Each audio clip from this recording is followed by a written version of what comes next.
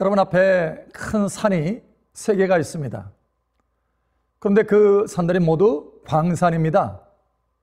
한 산에서는 석탄이 나오고, 한 산에서는 은이 나오고, 한 산에서는 빛나는 금이 나옵니다. 자, 그렇다면 여러분 그 가운데 여러분에게 선택할 수 있는 자유가 주어졌다.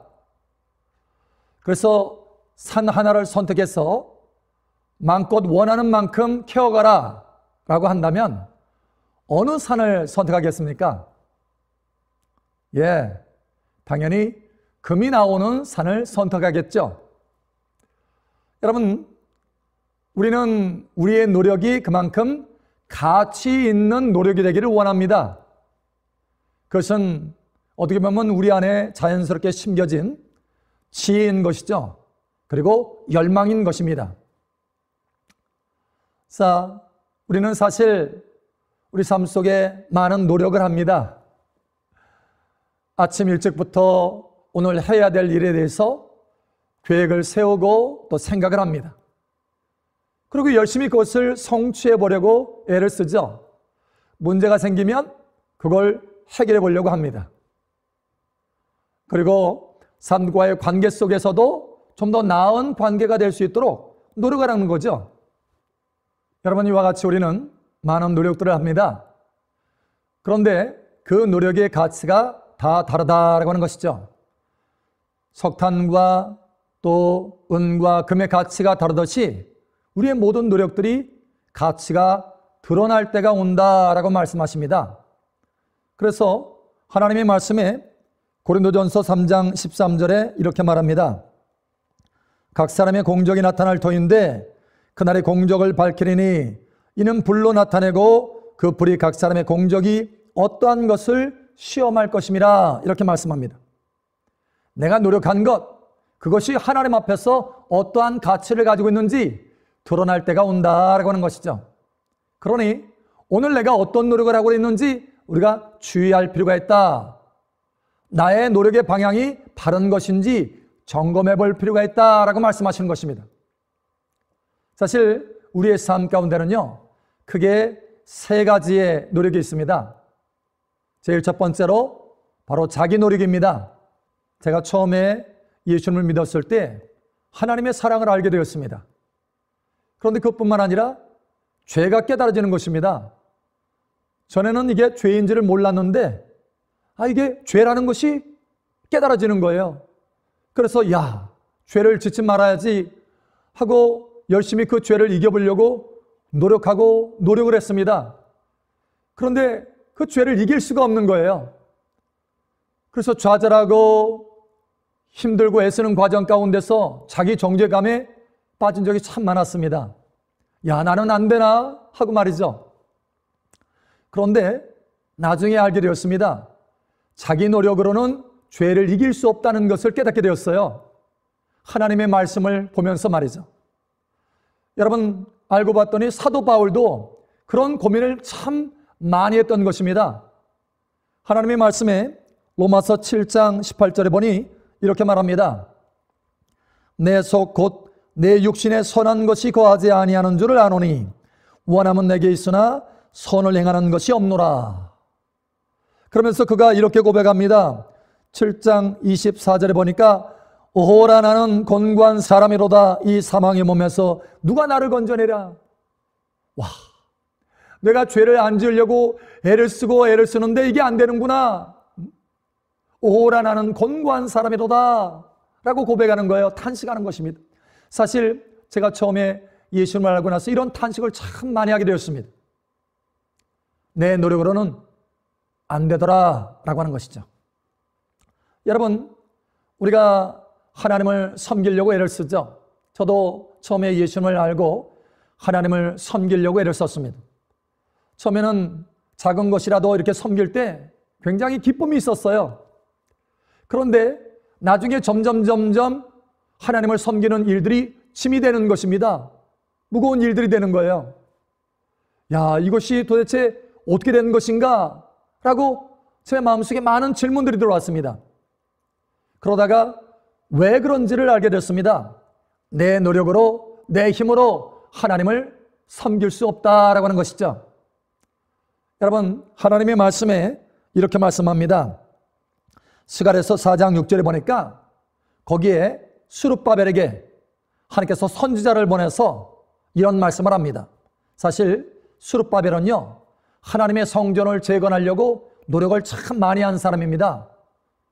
그 당시에 유대인의 총독으로서 성전을 다시 재건하려고 노력했어요. 근데 그게 안 되는 것입니다. 근데 왜 안 되는지 그 이유를 하나님께서 선지자를 통해서 가르쳐 주십니다. 이렇게 말씀합니다. 스가랴 4장 6절에 그가 내게 대답하여 이르되 여호와께서 스룹바벨에게 하신 말씀이 이러하니라. 만군의 여호와께서 말씀하시되 이는 힘으로 되지 아니하며 능력으로 되지 아니하고 오직 나의 영으로 되느니라.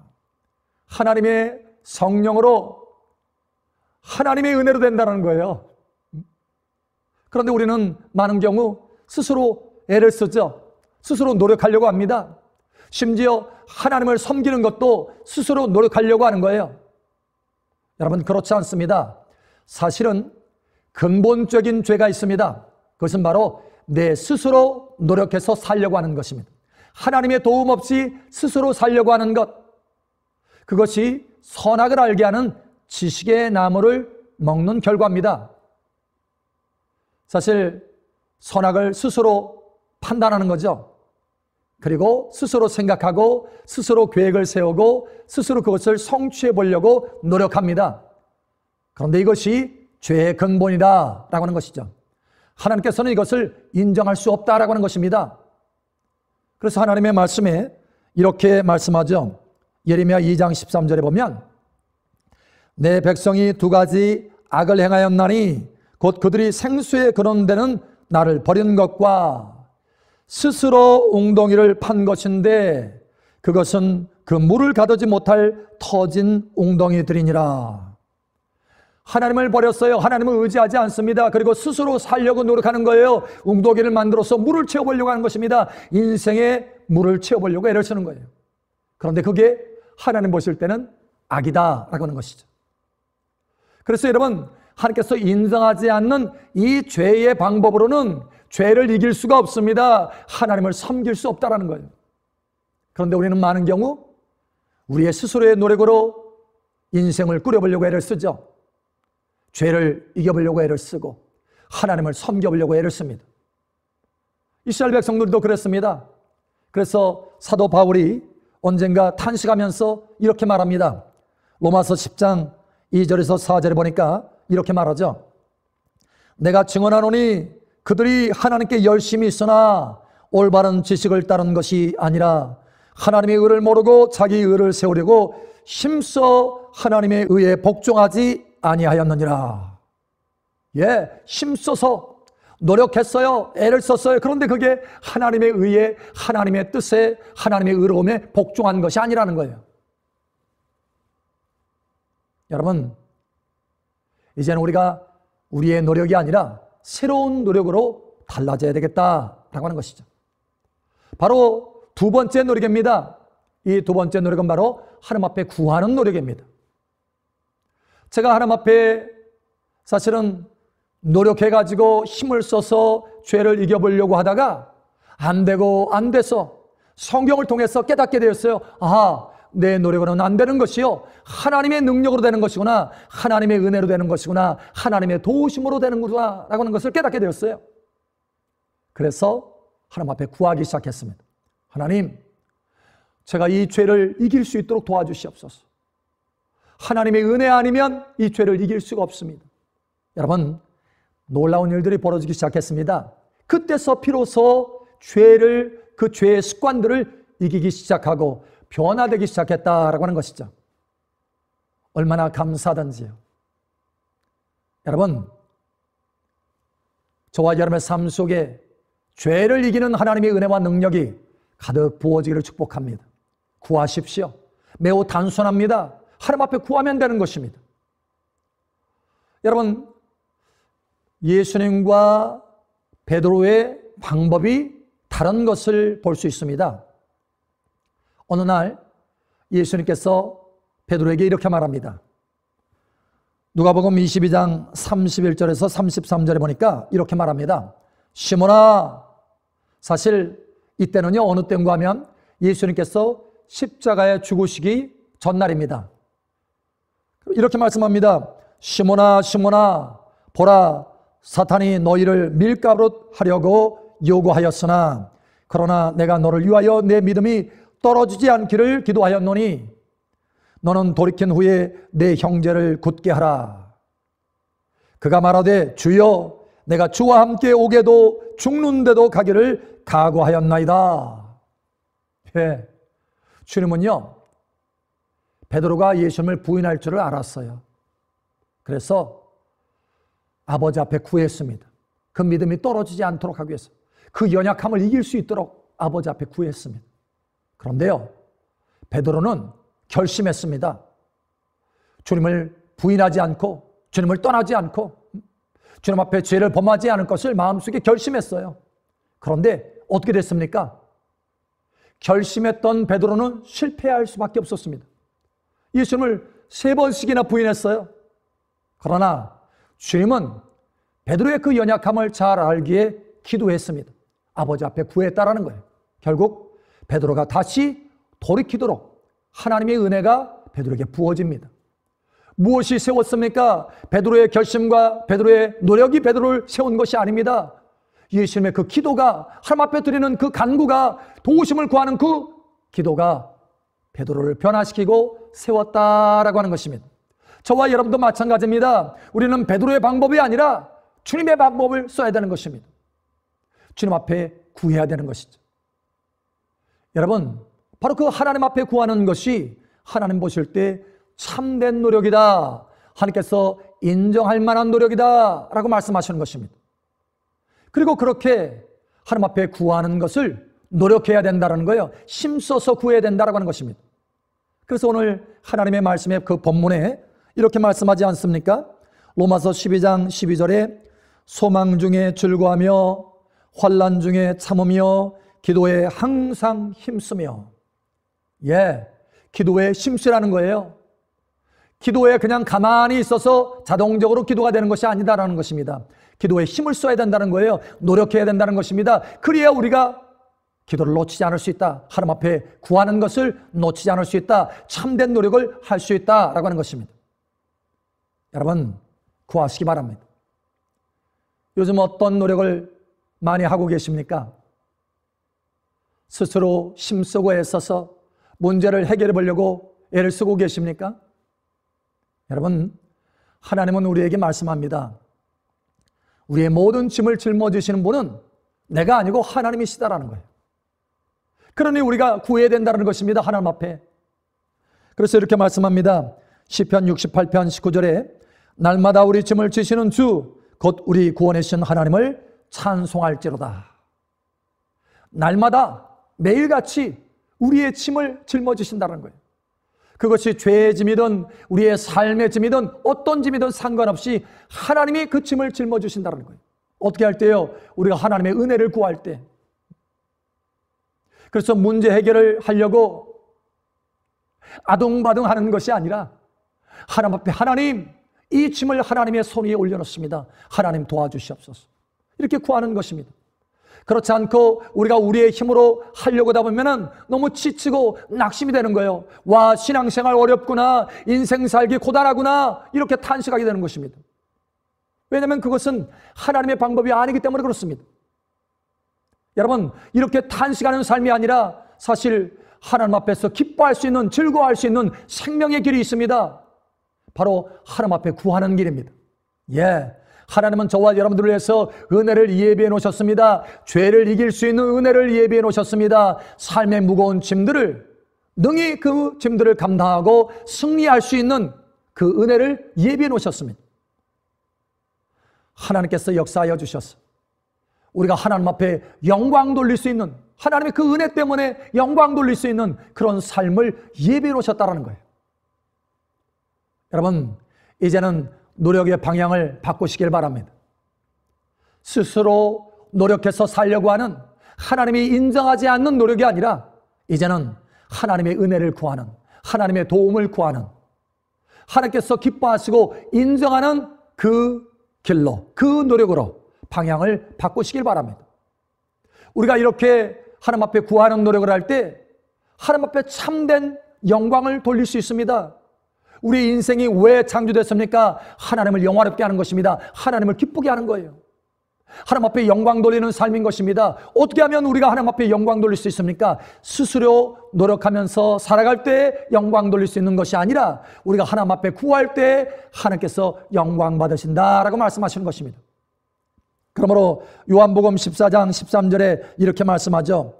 너희가 내 이름으로 무엇을 구하든지 내가 행하리니 이는 아버지로 하여금 아들로 말미암아 영광을 받으시게 하려 함이라. 예, 우리가 예수님의 이름으로 하나님 앞에 구하잖아요. 그러면 예수님이 그것을 행하십니다. 그래서 하나님 아버지께서 영광을 받으시게 된다라고 하는 것이죠. 우리가 하나님을 섬기기 위해서 스스로 노력할 때 하나님께서 영광 받으시는 것이 아니라 우리의 모든 삶 가운데 죄를 이기는 것이든지 하나님을 섬기는 것이든지 그 어떤 것이든지 모든 것에 있어서 하나님 앞에 구할 때 그때 하나님 아버지께서 영광 받으실 수 있다라고 하는 것입니다. 여러분, 이것이야말로 하나님께서 인정할 수 있는 노력이다. 하나님께서 기뻐하시는 노력이다라고 하는 것입니다. 이제 노력의 방향을 바꾸시기 바랍니다. 더 나아가서 세 번째 노력, 여러분 따라하는 노력으로 나아가시기 바랍니다. 바로 이 세 번째 노력은 하나님을 따라하는 노력입니다. 제가 하나님 앞에 기도할 때 하나님, 이 부분에 대해서 하나님의 도우심이 필요합니다 하면서 깊이 기도하며 나아갈 때 하나님께서 때로는 그것을 직접 문제를 해결해 주십니다. 응답을 주시는 거죠. 그런데 어느 때는 깊이 기도하고 또 그 기도들이 이렇게 차곡차곡 채워지면 어느 순간에 하나님께서 감동을 주십니다. 믿음의 행동을 할 수 있는 감동을 주시는 거예요. 이렇게 해라라고 하는 그 음성과 감동을 주시는 것입니다. 그래서 그 음성을 붙들고 믿음의 행함을 하게 됩니다. 사실 구하는 노력과 이 따라서 행하는 노력, 이거는 좀 더 차원이 다른 거죠. 구하는 노력보다 이 따라서 행하는 노력은 훨씬 더 많은 믿음을 필요로 합니다. 그러니까 그만큼 믿음이 성장하는 거죠. 하나님은 우리의 믿음이 성장하기를 원하십니다. 그래서 우리가 단순히 하나님 앞에 구하는 것, 그것을 뛰어넘어서 어느 단계에 되면 하나님의 감동을 따라서 순종하면서 믿음으로 행하는 노력, 그 노력으로 나아가게 하시기를 원하신다는 것이죠. 여러분, 이 세 번째 노력으로 풍성히 나아가시길 바랍니다. 사도 바울은 이 노력을 알았어요. 이것이 얼마나 하나님을 영화롭게 하는지 이걸 알았습니다. 그래서 이렇게 말하죠. 골로새서 1장 29절에 보면 이를 위하여 나도 내 속에서 능력으로 역사하시는 이의 역사를 따라 힘을 다하여 수고하노라. 예, 힘을 다하여 수고한다.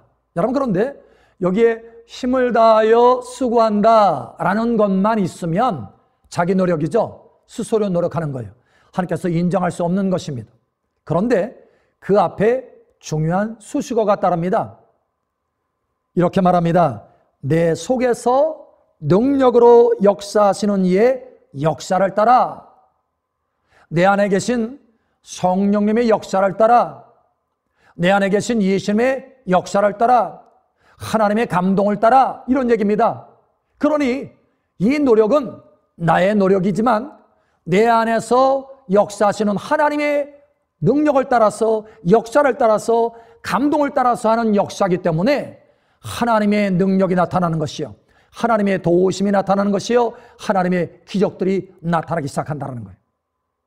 여러분, 이러한 노력이 있기를 바랍니다. 제가 이스라엘에 갔을 때요, 광야를 가기로 했습니다. 그런데 그 사해바다 앞쪽에 광야에 보면은 거기에 우뚝 서 있는 그 산과 같은 곳이 있습니다. 가장 그 높은 위에 성체가 있습니다. 마사다 성이라고 하는 성이 있습니다. 사실 이 성에서요, 유대인들이 마지막 항전을 합니다. 로마 군대를 향해서 마지막 항전을 하죠. 사실 당시에 이 로마 군대는요, 굉장한 파워가 있는 군대였습니다. 어떤 나라도 그 로마 군대에 대적할 수가 없었어요. 그런데 이 강력한 파워가 있는 이 로마 군대도요, 그 마사다 성을 점령하기 위해서 3년이나 걸렸습니다. 그 정도로 사실 성을 정복하기는 어려운 거죠. 그런데 여러분, 또 제가 한 곳을 갔는데 여리고 성토를 가게 되었습니다.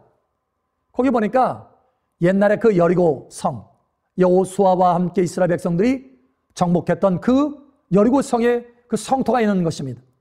근데 보니까 정말 난공불락의 성입니다. 그 성벽의 두께가요, 어마어마합니다.